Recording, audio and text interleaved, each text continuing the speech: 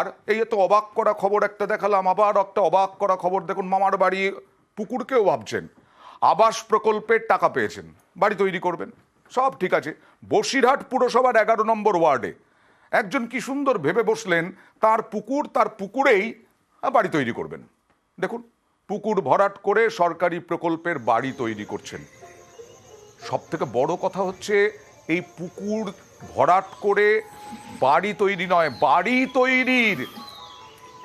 তৈরির অনুমতি তো দিয়েছে পুরসভা। কি করে দিল? স্থানীয় কাউন্সিলরের অনুমোদনেই তো বাড়ি তৈরির কথা জানাচ্ছেন বাড়ির মালিক। কি বলছেন দেখুন বাড়ির মালিক। পুকুর তো বেশি না, যেগুলো ঘর হয়ে রয়েছে ওইগুলো পুরো ডাঙ্গা ছিল। আরে দাঁড়াও না, আর এই সাইডে যে টুসকানি বেড়া টেনেছি আমরা, ওই টুসকানি পুকুর। বেড়া না, ওটা পাইলি, ওই সেই পাইলি, ওই পাশের যেটুকানি পাইলি, ওখানে অল্প একটুখানি পুকুরে যায়। হ্যাঁ, অল্প একটুখানি পুকুরে। আমার দলিল যদি আপনি দেখতে চান তাহলে দেখতে পারেন, আমি দেখাই। না না, আপনার 448 দাগে যেটা আপনার জায়গা, সেটা হচ্ছে পুকুর বলে উল্লেখ আছে। আর আমার দু দাগের জায়গা, ওইটা বেশি অর্ধেকটা ডাঙ্গা লেখা আছে, আর অল্প টুকুনি আমার পুকুর বলে লেখা আছে। একটুকুনি পুকুর হলেও ভরাট করতে পারেন না, আপনার পুকুর হলেও ভরাট করতে পারেন না, তো প্রতিদিনই বলি। তার উপরে পুরসভার অনুমতি মেলে কি করে? কাউন্সিলর কি করে দেন?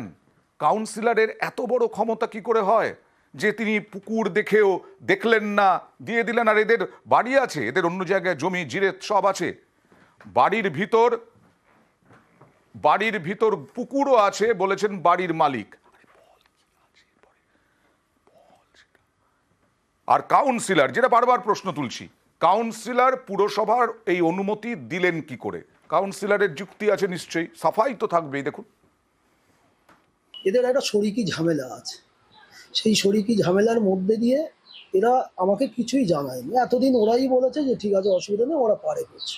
যদি ওরা অবৈধভাবে পুকুর ভরাট করে এই বাড়ি করে, তাহলে আপনি এটা জেনে রাখুন যে অ্যালটমেন্টের টাকা আমি পৌরসভাগতভাবে রিকোয়েস্ট করি, কারণ যেহেতু এটা পোর্টালে আমাদের পাঠাতে হয়, পোর্টালে হয়ে গিয়ে থাকে, আমি নিশ্চয়ই সেটা ক্যান্সেল করানোর চেষ্টা করব। সাথে সাথে এটুকু আপনাদের বলতে পারি যে বসিরহাটের যত পুকুর ভরাট হচ্ছে এর তীব্র বিরোধিতা আমি করছি, সেটা আপনাদের মিডিয়ার মাধ্যম দিয়ে দেখেছে, এবং আগামী দিনেও এটা হবে।